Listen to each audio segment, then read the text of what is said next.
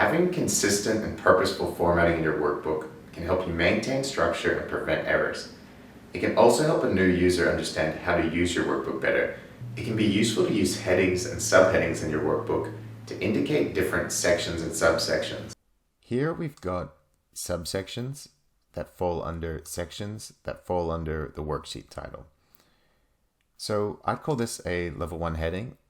It's going to apply to everything on this worksheet, and all of these numbers are going to pertain to expenses. That's what the reader can easily see.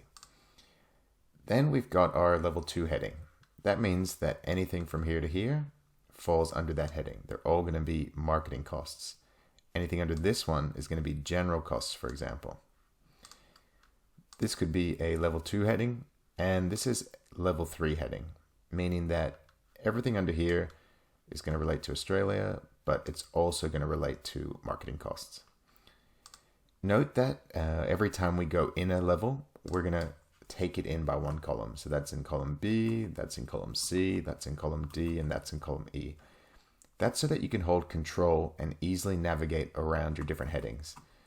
So I could jump between my heading 2s like that, I could jump between my heading 3s like that, and I could jump between my heading 4s like that. And that's useful when you have a really long sheet and you want to jump full sections at a time. Note that as we go up from the level 4 text up to the level 1 text, we're going to be increasing that font size. So here it's 11, here it's bold and 11, and then we go up a level to the level 2 text. We've gone up to size 12, and then for the level 1 text, we've used size 14. And that's to make it visually clear.